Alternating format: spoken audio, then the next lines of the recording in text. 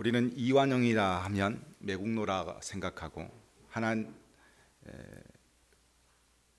매국노라 생각하고 민족의 배신자로 늘 기억하고 있습니다. 그러나 윤덕한 씨가 쓴 이완용 평전에 의하면 그도 처음부터 매국노는 아니었다고 합니다. 독립신문을 쓴 서재필 박사는 이완용 같은 인물이 있기에 나라가 안심이다 라고 할 정도로 이완용에 대해서 대단한 평가를 주고 있기 때문에 그렇습니다.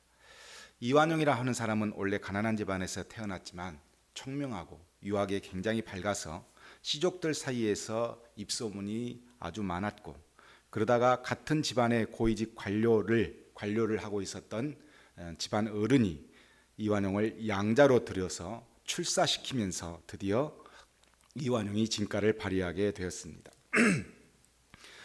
이완용은 드디어 주미공사관에서 근무를 하게 되었고, 전라북도 관찰사를 지내고 중앙부서의 관직을 두루 거치면서 활약하게 되었는데, 그때 사람들이 이완용을 평가할 때 시대를 흐름을 알고 시대를 평가할 줄 아는 사람이다 라고 그를 평가했다고 합니다.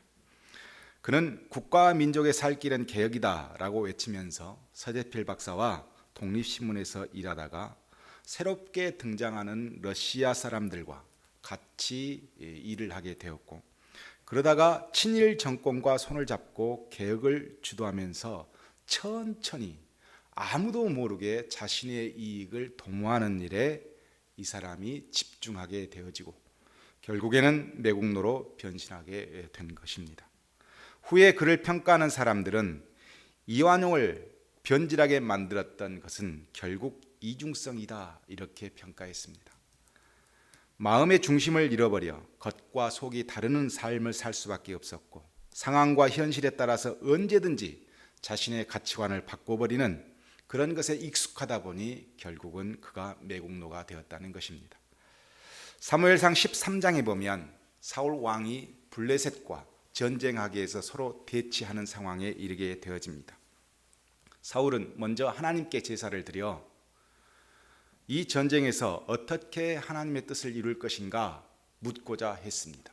제사를 드리고자 했으나 사무엘이 오지 않아 제사를 드리지 못하고 있다가 그냥 자신이 주도하여서 제사를 지내게 됩니다.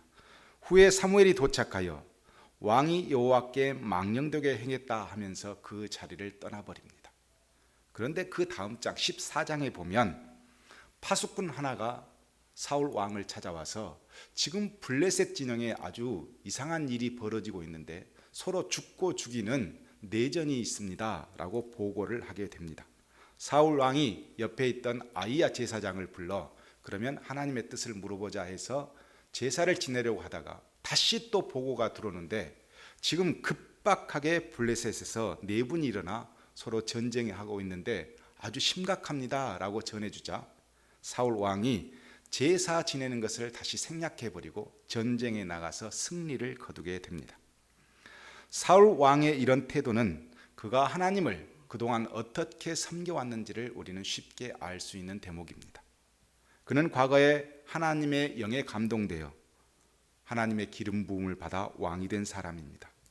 그러나 외형적인 어떤 현실에 집중하게 되었고 내면보다는 자신의 명예 그리고 자신이 가지고 있는 종교 의식에 집중하게 되는 것입니다. 이러다가 결국은 몸도 따로 마음도 따로 영적 이중성을 갖게 되었고 그 이중성 때문에 변질되게 되어 결국은 사울 왕이 망하게 된 것입니다.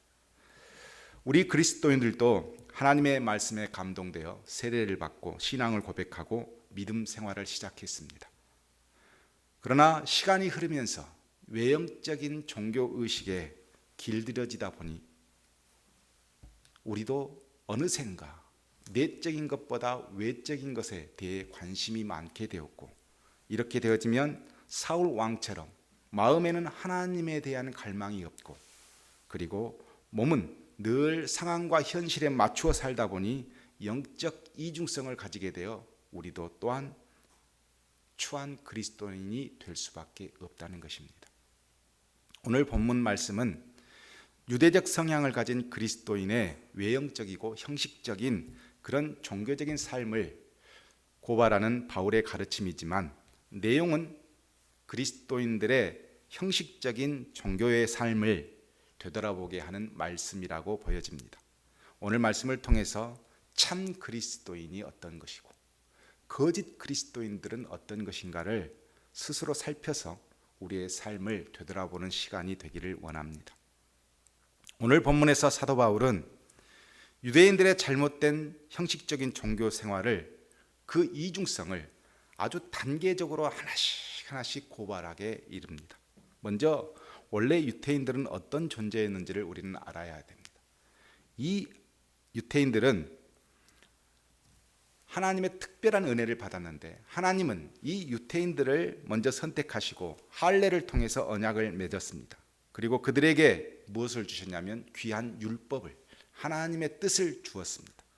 따라서 유대민족은 하나님을 알고 있을 뿐만 아니라 하나님의 뜻을 행할 수 있는 그런 영적 특권을 부여받은 민족입니다.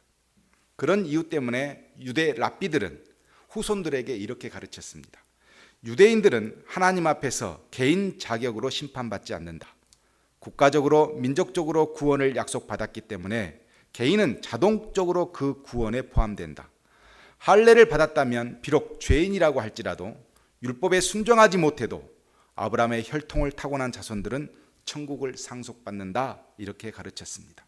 오늘날 그리스도의 자녀들이 나의 신앙과 별개로 부모가 열심히 기도해주고 헌신해주니까 나도 구원의 대열에 참여할 수 있다라는 생각, 또는 세례를 받고 열심히 예배드리고 있으니 당연히 나는 구원받는 존재라고 하는 생각들, 또한 하나님의 말씀에 순종하지 못하지만 믿음의 혈통을 타고난 모태신앙이므로 나는 구원받을 수 있다라고 하는 착각, 이 모든 것들과 함께 똑같은 생각과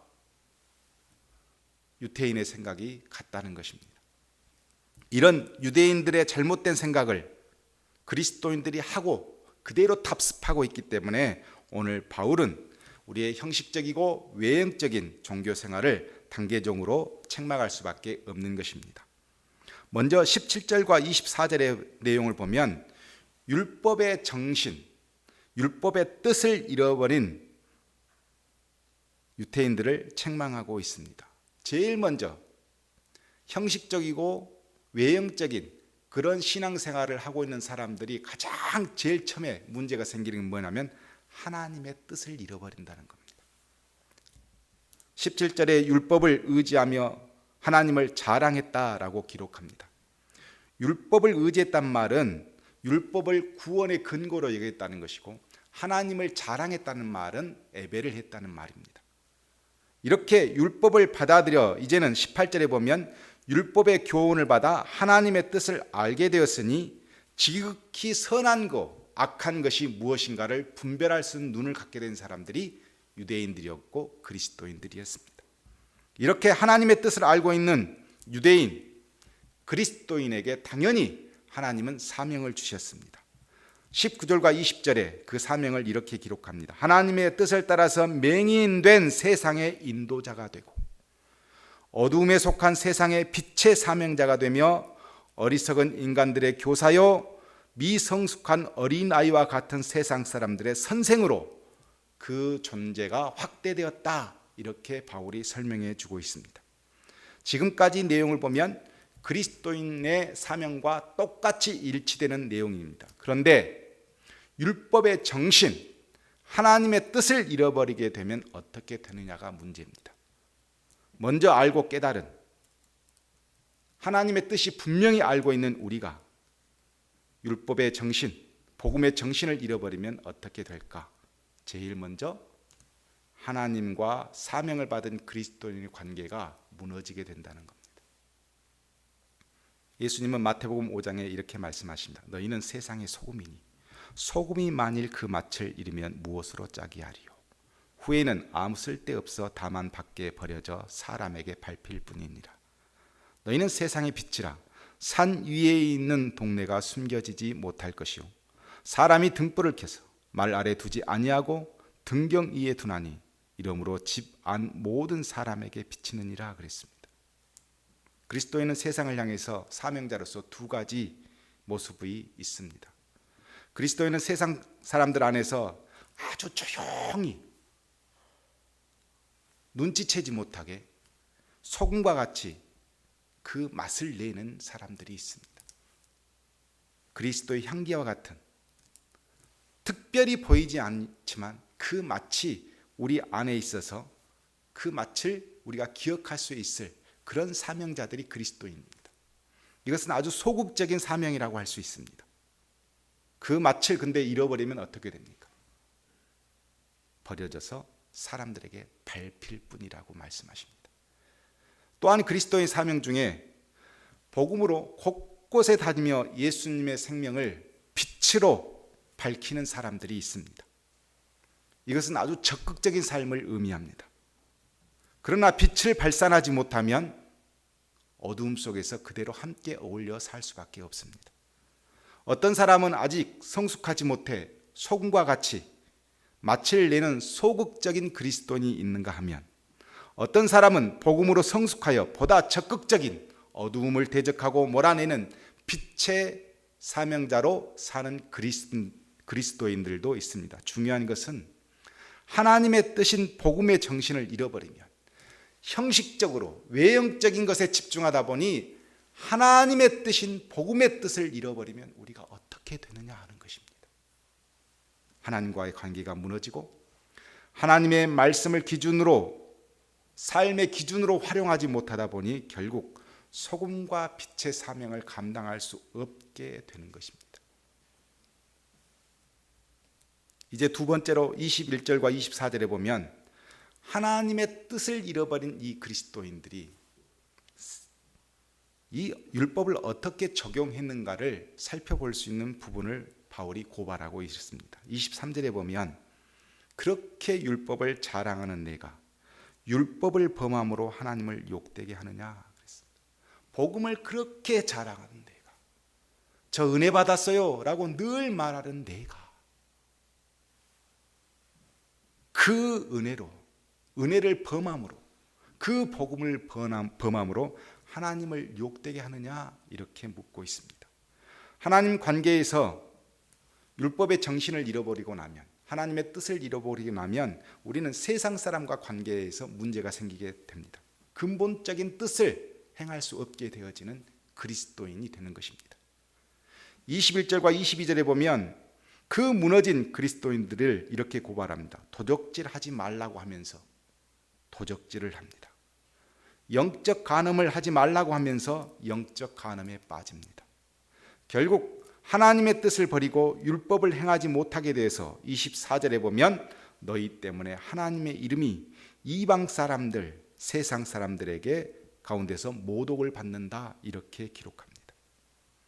그리스도인들이 복음의 정신을 잃어버리고 하나님의 뜻을 행하지 못하게 되어지면 결국은 하나님의 이름이 모독을 받게 된다는 것입니다. 레위기 24장 16절에 하나님은 이렇게 말씀하십니다. 여호와의 이름을 모독하면 그를 반드시 죽일지니 온 회중이 돌로 그를 칠 것이니라. 거름이든지 본토이든지 여호와의 이름을 모독하면 그를 죽일지니라 그랬습니다.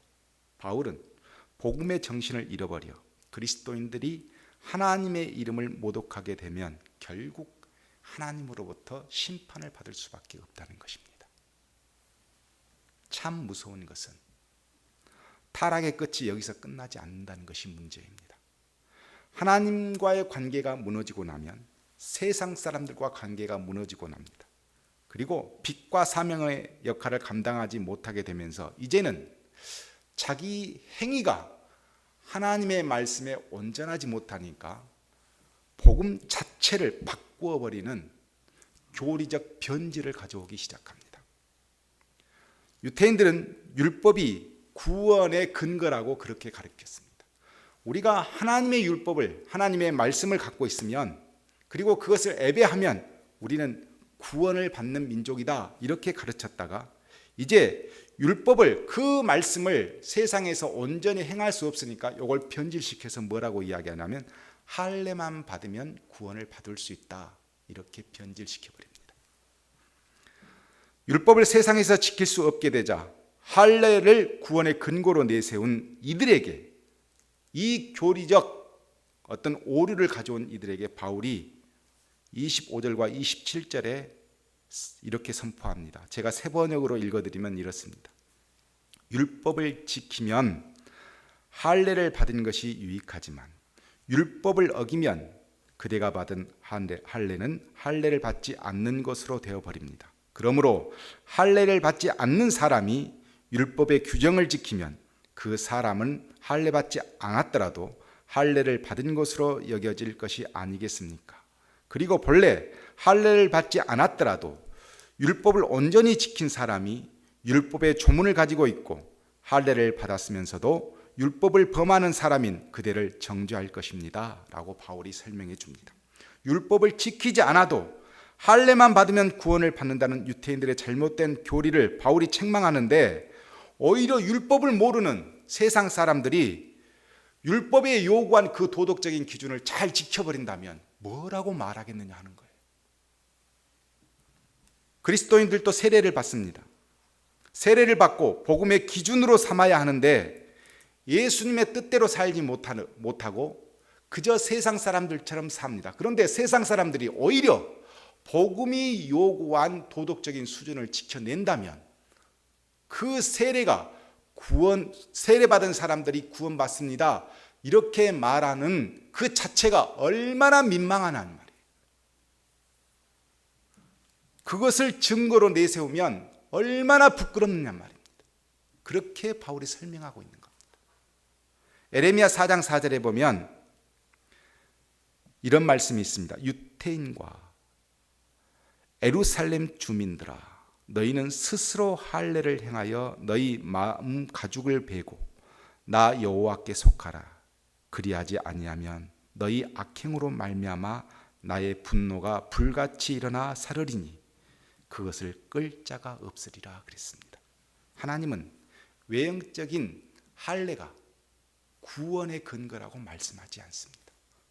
네가 비록 할례를 받았더라도 네 행위가 내가 전한 율법의 말씀대로 살지 않으면 반드시 심판하시겠다 이렇게 말씀하시는 것입니다.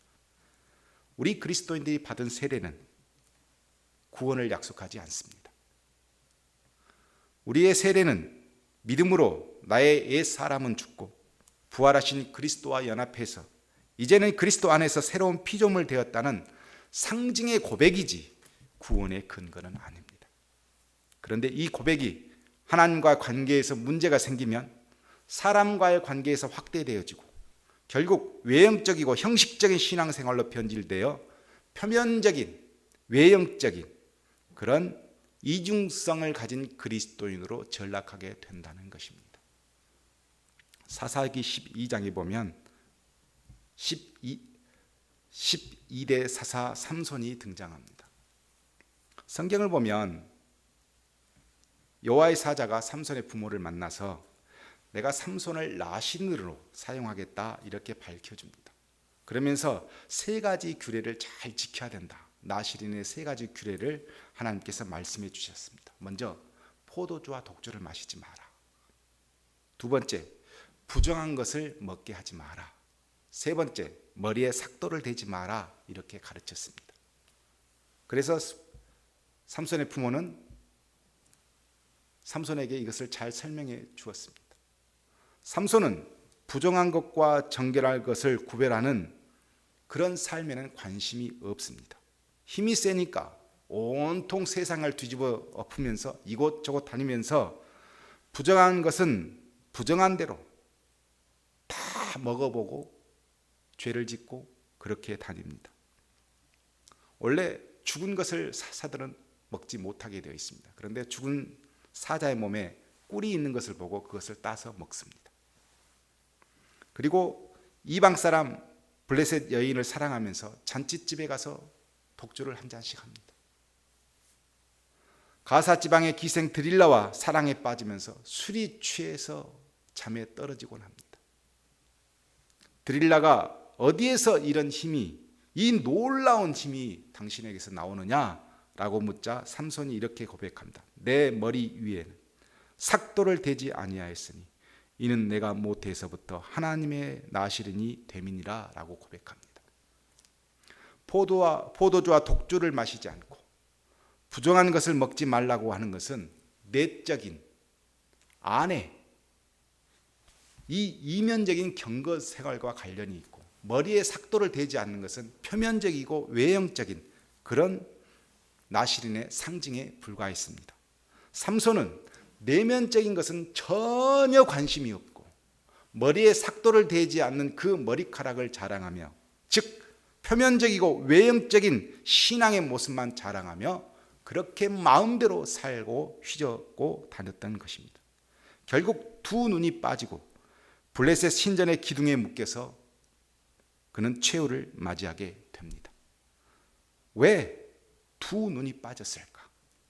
자신을 보는 영적 눈을 잃었기 때문에 빠진 겁니다. 왜 이방인의 신전 기둥에 묶였을까?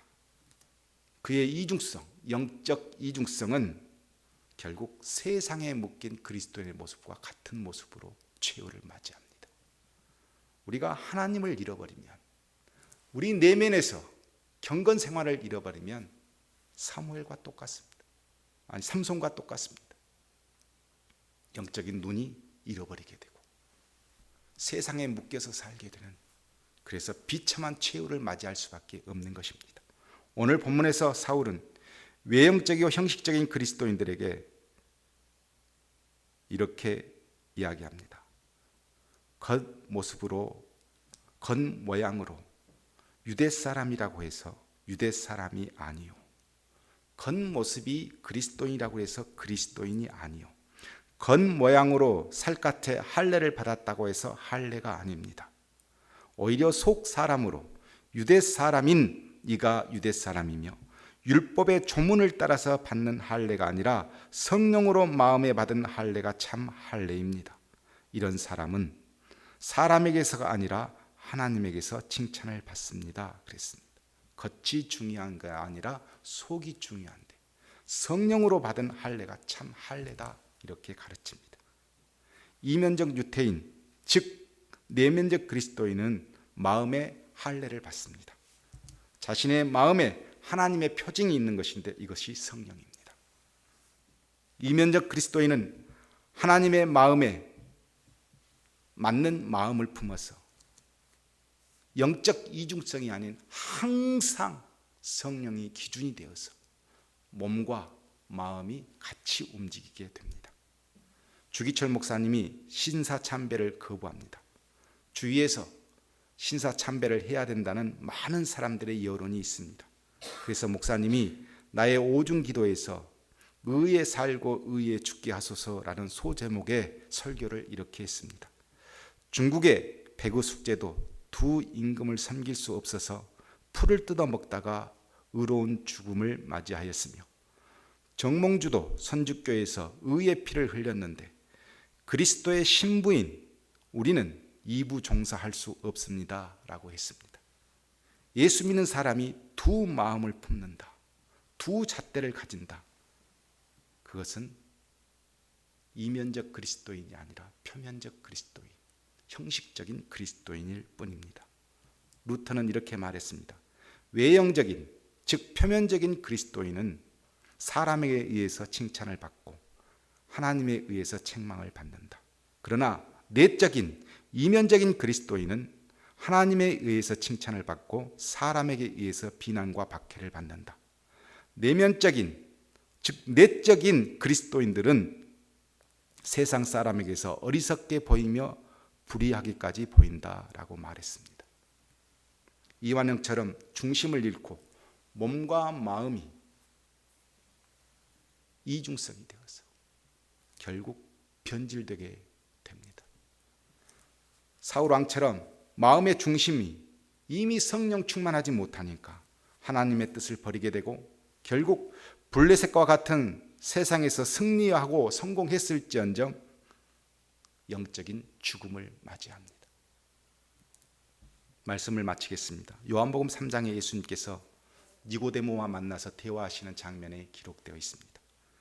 예수님께서 니고데모에게 이런 말씀을 하십니다. 사람이 거듭나지 아니하면 하나님 나라를 볼 수 없다 그랬습니다.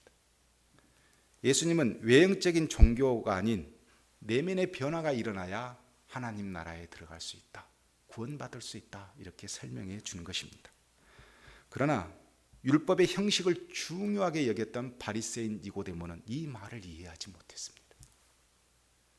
얼마나 형식적으로 살고 얼마나 외형적으로 살았으면 이 말을 이해하지 못했을까요? 예수님은 다시 그에게 설명해 줍니다. 사람이 물과 성령으로 나지 아니하면 하나님 나라에 들어갈 수 없느니라. 육으로 난 것은 육이요 영으로 난 것은 영이니 내가 거듭나야 했다는 말을 놀랍게 여기지 말라라고 말씀해 주십니다. 외형적인 육이 아무리 화려하고 아무리 감추고 다듬어 봐도 영적인 성령 충만함이 없으면 절대 하나가 될 수 없습니다. 성령으로 마음에 참 할례가 행해져야 우리가 하나님의 뜻을 알게 되고, 이 하나님의 뜻을 행하려다 보니 세상과 구별이 되어서 세상 사람들의 손가락질을 받지 않게 되어지고, 그래서 소금과 빛의 사명을 잘 감당하게 되어지는 것이 일치입니다. 오늘 바울이 설명한 것처럼 형식적이고 외형적인 그런 그리스도인이 되다 보면 하나님과의 관계에서 무너지고, 이것이 무너지니까 세상 사람들과 관계에서 무너지고, 그러다 보니 소금과 빛의 역할을 감당할 수 없게 되고, 우리는 영적 이중성 때문에 결국 이완용처럼 사울 왕처럼 하나님 앞에서 무너지게 되는 것입니다. 사랑하는 성도 여러분, 저와 여러분은 쉽지 않는 세상에서 살고 있는 것이 분명합니다. 누가 참 그리스도인인지 누가 거짓 그리스도인인지 구별하기 힘든 세상에 살고 있는 것이 분명합니다. 그러나 가장 중요한 것은 내 마음에 할례가 행해져 어찌 되든지 무슨 일이 닥치든지 하나님의 뜻대로 움직이려고 하는, 성령이 주신 감동대로 움직이려고 하는 우리의 마음을 잃어버리면 안 됩니다. 자꾸 외형적인 것에 관심이 있고 자꾸 형식적인 것에 눈을 들이다보면 우리는 삼손처럼 두 눈을 잃게 되어지고 결국 세상에 묶여 심판을 받는 존재가 된다는 것입니다. 저는 여러분의 가정이 영적 이중성에 빠지지 않기를 원합니다. 외형적으로 보면 예배 잘 드리고 11조 잘하고 교회에 봉사하는 것에 최선을 다하는 가정인데, 내면으로 보면 속에 하나님이 없어서, 하나님의 감동이 없어서, 갈망이 없어서 그 모든 것들이 흩어져 버리고 그런 가정이 된다면 우리는 슬픈 가정을 살고 있는 것입니다. 우리 교회도, 여러분의 가정도, 여러분 스스로에게도 성령이 참 할례가